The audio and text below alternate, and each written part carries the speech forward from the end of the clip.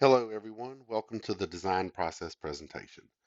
This is pretty important because this is ultimately what the class and what a lot of what we're going to do is all about. So these are the questions, the essential questions that will be answered during this presentation. Number one, what is design? So most often we hear about design over here on the left, term that refers to anything made by effort. But what we're looking at is over here on the right, and here's where we're focusing on. Design is a process used to systematically solve problems. So, what is the design process? Well, right here is the definition from the ITEA Standards for Technological Literacy. The important things that we need to know is that it's a systematic problem-solving strategy. We're going to talk about it having criteria and constraints. Those are two words you're going to hear a lot of. And then we see that it's used to develop solutions to solve or satisfy human needs or wants, and also to narrow down possible solutions to a final choice. So here's the thing. There's many different design processes. They're used across different technical fields, and I'm going to show you some examples. They vary in their steps as to what each step says, but ultimately they're all kind of solving the same goal. So here's one from Design and Problem Solving in Technology. Right? We can see that there are just 9 steps. Something that I want you to do as we're going through this is to kind of try to notice what's in common, what's shared among all of these processes. All right, so we can see we're identifying problems. We're going to talk about a design brief. You can just see all the steps. Here is another one from engineering, drawing, and design. This is another type of design process. All right, we can see all of the steps right here.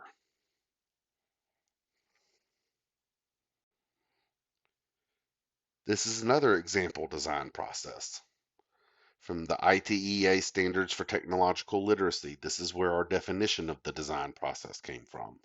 So this is a pretty big one. You can see there's 12 different steps right here. And then finally, here is the design process used in IED. Important steps: define the problem, generate concepts, develop a solution, construct and test a prototype, evaluate the solution, and finally present the solution. Now, something that you may have all noticed is that they're all going to, number one, you got to figure out what the problem is. You've got to define it. We're going to talk about ways to do that. Now, as we go through this slideshow, you're going to see this circular or hexagonal pattern change to kind of more of a flow chart, and it's going to help me show you the steps a little more efficiently. The thing that's important to know, once again, that this is an example of one type of design process, but there are many that exist and are effective. What we're going to do is we're going to, throughout the 4 years of engineering, the 4 engineering classes, consistently apply our design process. So here's the things that you do when you define the problem. You identify it, you validate it, you justify it, and you create design requirements. All right, that's all going to be put together into what's called a design brief. Now, when we validate the problem, the things to validate it is, number one, who says it's a problem? All right, this has to be based on data. All right, this can't be just opinions. And that's very important. the needs and wants of the people that say it's a problem. Once again, based on data. All of these things, you need to have some type of data to back it up, whether that is researched, whether that's done through surveys. Um, it has to be able to be put into chart and graph form somehow. Prior solutions. Most of the stuff, this is not the first time it's been solved. What else is out there? Justifying the problem. Is it worth solving? Once again, you need to base this on data, not opinions. And then finally, your design requirements or specifications. Criteria and constraints are two big words. Criteria are your requirements for success, and constraints are your hard design limits. So I'll write this down, hard design limits and success requirements. Now, these are two easy things to get mixed up. I expect it to happen, but we do want to know the difference between them.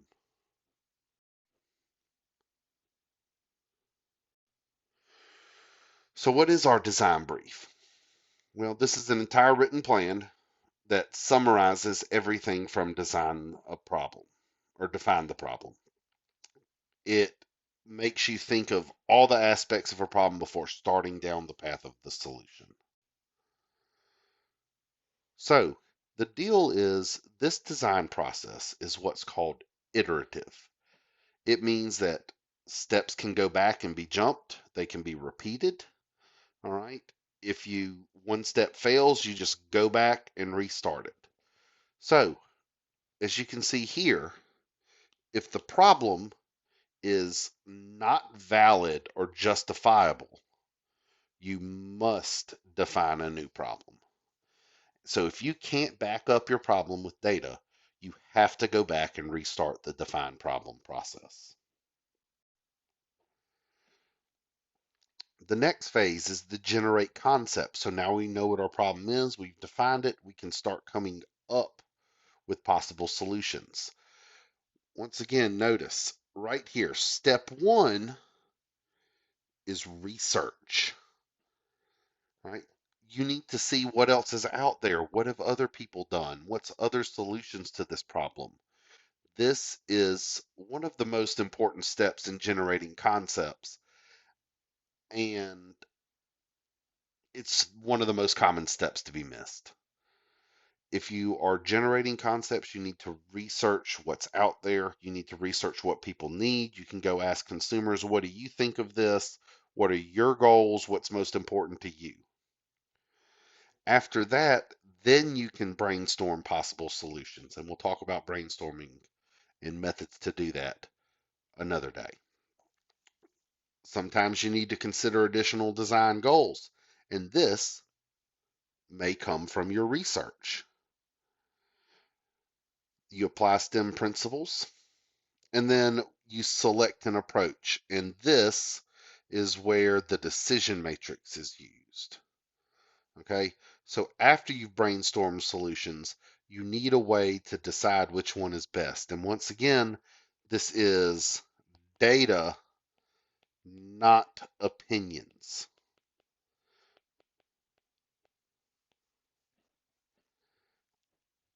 And we use the data in the decision matrix.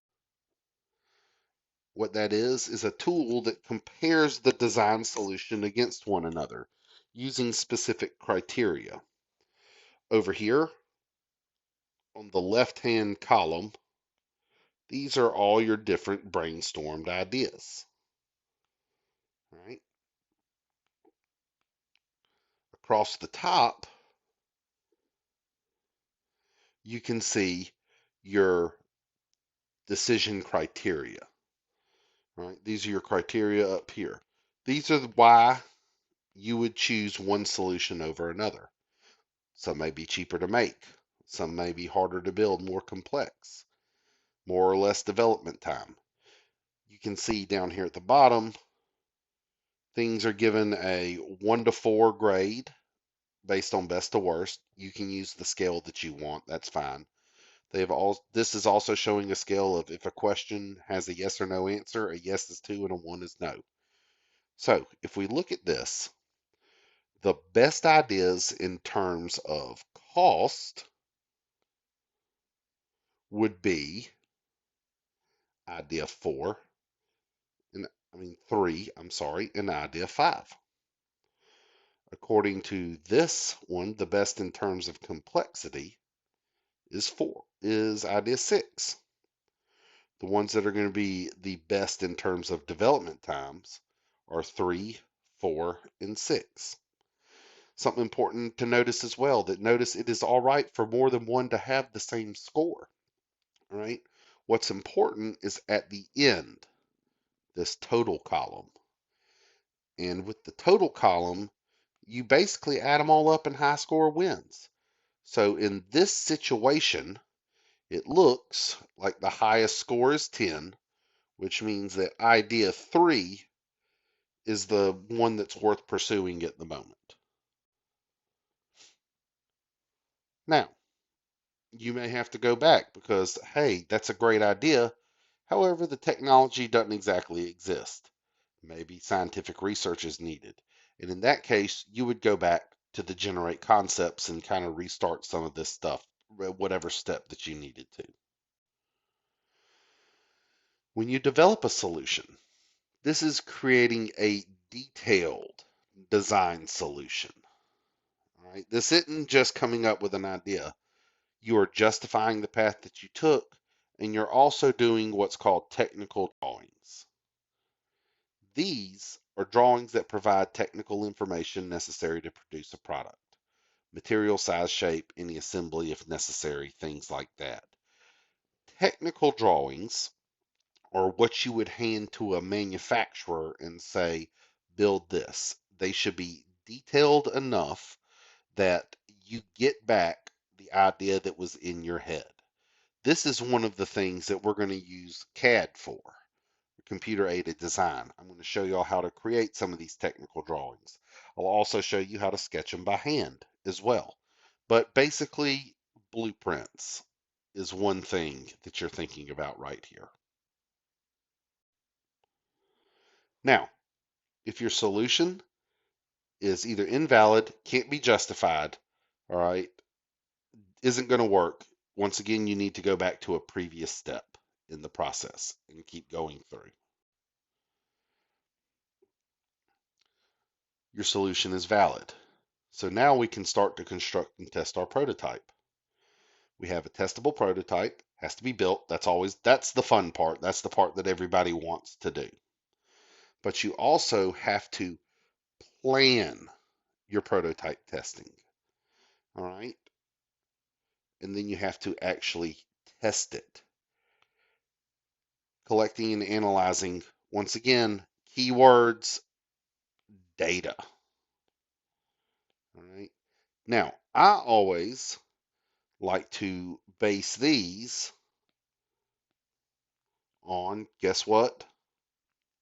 Our criteria and constraints. Because if you've defined success criteria, you need to test it to make sure that it meets those criteria.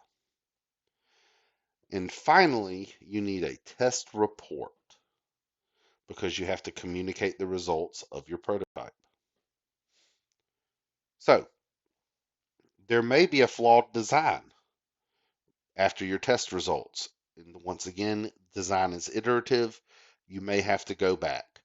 These right here are a couple of the big steps that people constantly flow between. Generating concepts, developing a solution, constructing and testing a prototype. All right. Usually your prototype is not valid the first time and there's always improvement.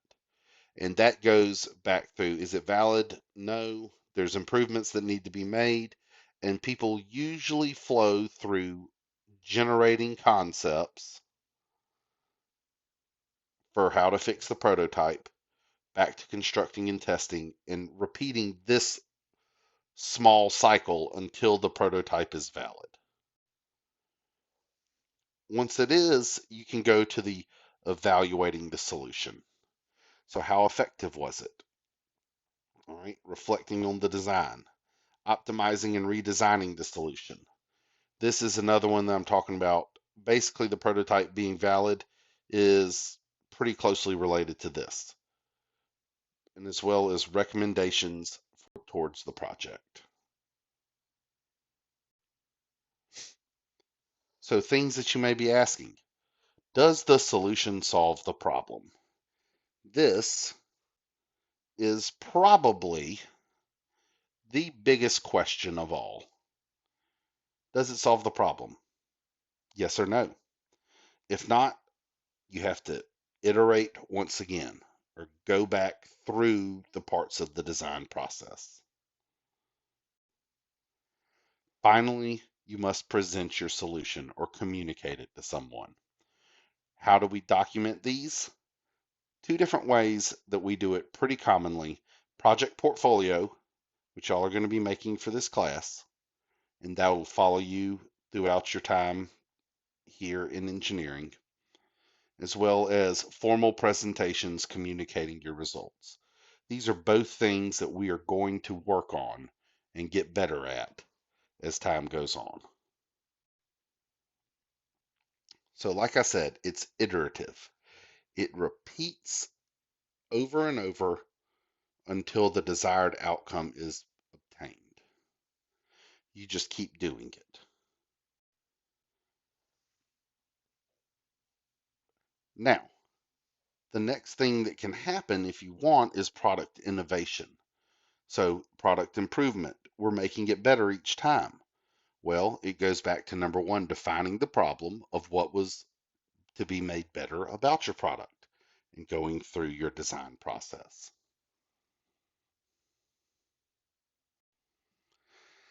So that is it for the design process. The important thing to remember is that it is iterative, and the goal here is eventually by the end of this class, I know that that seems like a lot of formal steps and a lot to be done, but we're going to go through it enough that hopefully it starts to become just second nature. And as a matter of fact, many of you probably go through many of these problem solving steps without realizing that's what you're doing. But the goal here is to make sure that we slow down, focus on the steps that we're doing, and master the process so that as we go through, we can solve any problem thrown at us. A big thing to remember for this class is it's the process, not the product. And when I say it's the process, I'm talking about this, the design process.